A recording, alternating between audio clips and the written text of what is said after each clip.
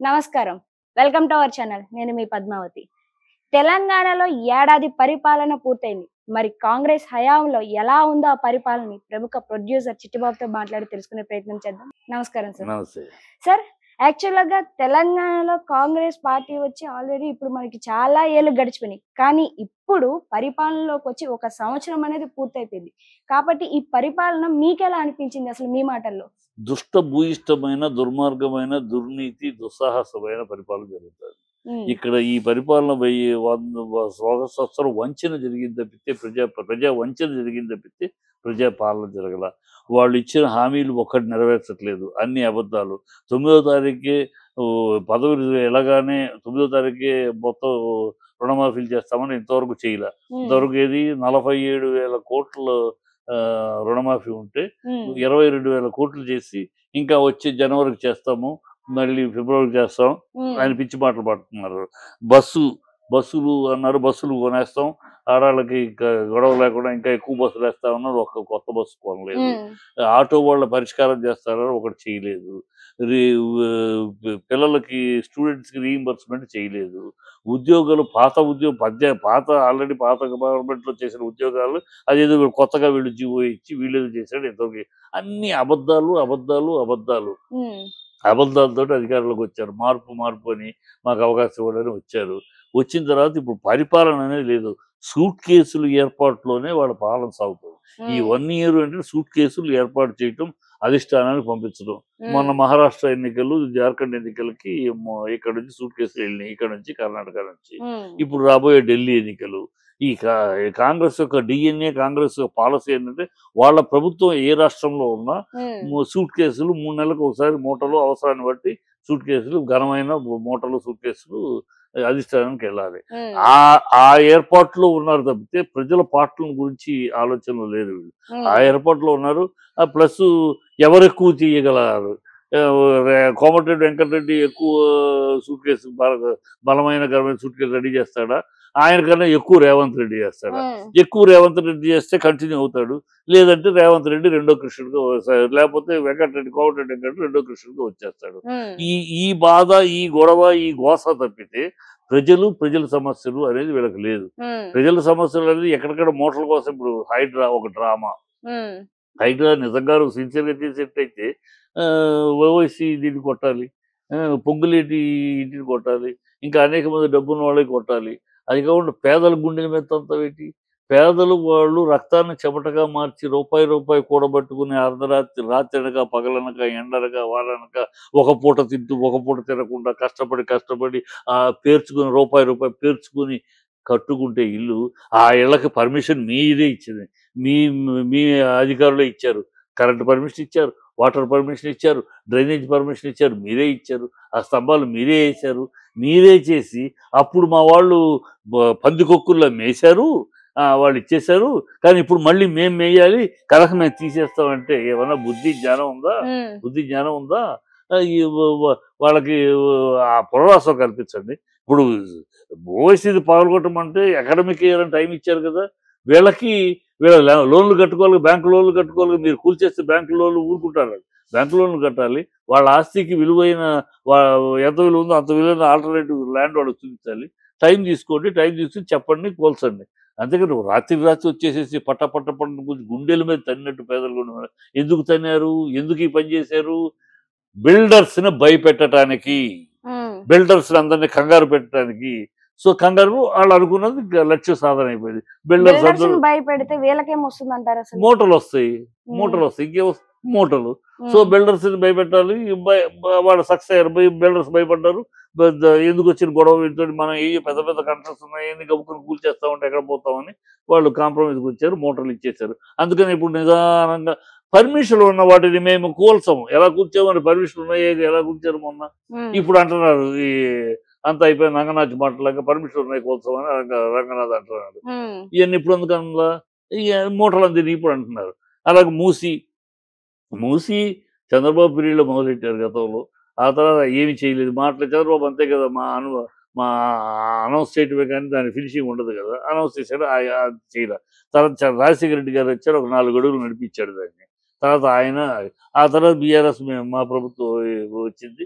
వచ్చినాక దానికి మొత్తం ప్రణాళిక సిద్ధం చేసి ఎక్కడెక్కడ ఓవర్ బ్రిడ్జిలు రావాలి, ఎక్కడెక్కడ అండర్ బ్రిడ్జిలు కావాలి, రూట్ ఏంటి మొత్తం డిజైన్ చేసి ఒక 650 కిలోమీటర్లు ఆ నీళ్ళు ఇక్కడికి హైదరాబాద్ మూసీకి వచ్చేటట్టు అంతా ప్లాన్ చేశారు.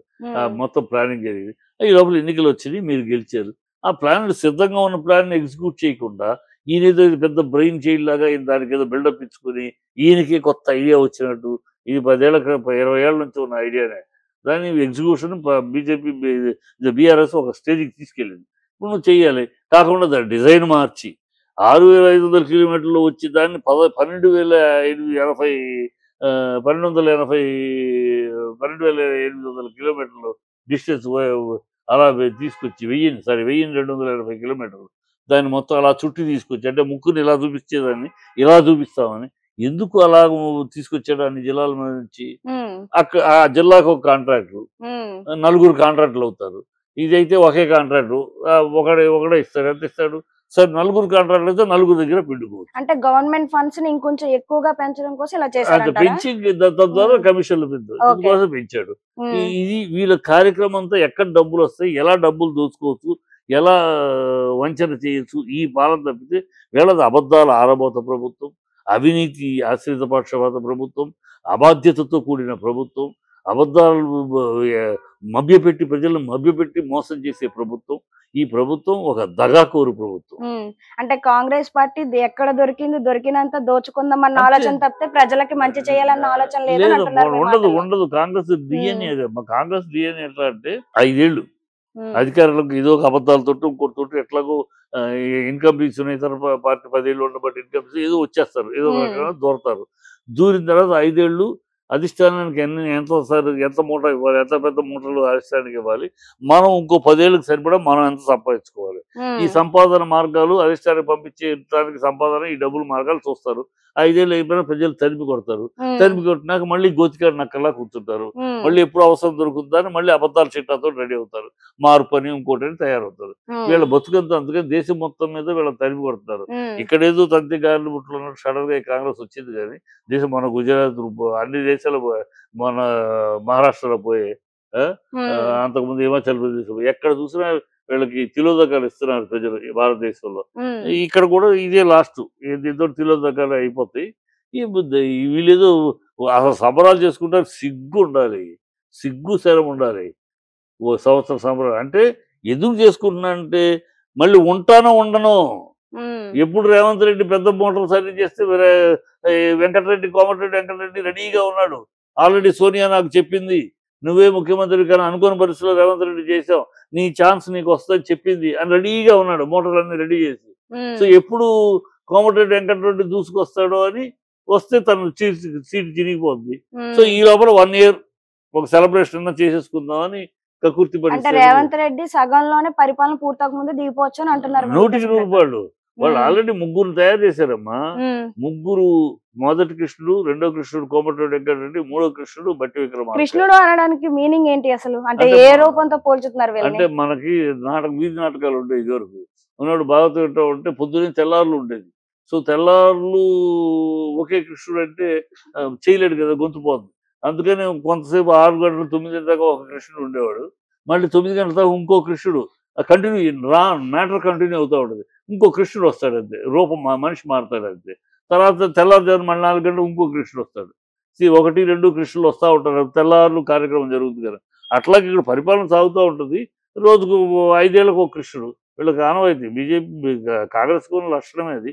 రేపు 3వ కృష్ణుడు బట్టి విక్రమార్క. బట్టి విక్రమార్క ఎందుకు 3వ కృష్ణుడు మధ్యలో 2వ కూడా అవ్వచ్చు కదా. మీరు బట్టి మార్కని ఎలక్షన్ ముందు చేస్తారు.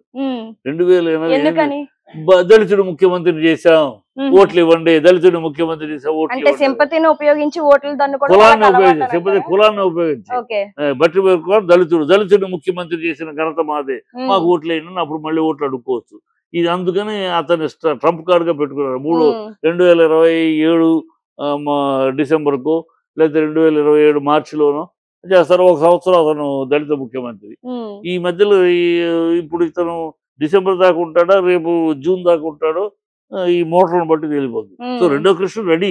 ఎప్పుడు అనేది టైం, మార్చిలో అవుతాడా లేకపోతే మళ్ళీ వచ్చే డిసెంబర్కి అవుతాడా, ఎందుకు 2 ఏళ్ళు పూర్తి అవుతాయి. 2 ఏళ్ళు అయినాక 1 ఇయర్ రెండో కృష్ణుడు, ఇంకో 1 ఇయర్ 1.5 ఇయర్ మూడో కృష్ణుడు. ఇది ఉమ్. తేడా ఉంది. అంటే కులాల విభేదాలను పెంచి ఓట్లను చేర్చడమా లేదా పెంచడమా అనేది కాంగ్రెస్ పార్టీకి బాగా వచ్చు అని అంటున్నారు. వాళ్ళకి తెలిసిందే అది.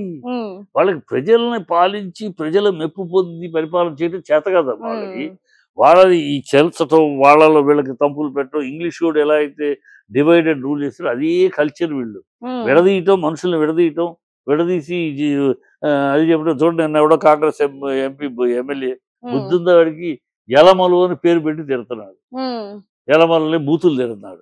ఉమ్, బుద్ధుందా వాడికి? వాడు ఒక ఎమ్మెల్యే, కాంగ్రెస్ ఎమ్మెల్యే మళ్ళీ. ఉమ్, దాని గురించి రేవంత్ రెడ్డి ఖండించడు, ఉమ్, ఒక ప్రెసిడెంట్ ఖండించడు. ఆ? ఉమ్, ఒక కులాన్ని పెట్టి తిడతావా నువ్వు? బుద్ధుందా నీకు?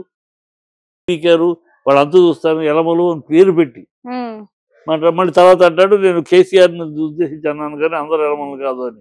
ఉమ్, అని మళ్ళీ చెప్తారు. బుద్ధి లేని కాంగ్రెస్ బుద్ధి అంతా. ఉమ్, కులకు వాళ్ళు విడదీయటం, పిచ్చి పిచ్చి మాటలు మాట్లాడటం, కల్చర్లెస్ బిహేవియర్, ఉమ్, కల్చర్లెస్ రూలింగ్, వాళ్ళు అన్నీ అంతే దరిద్రం.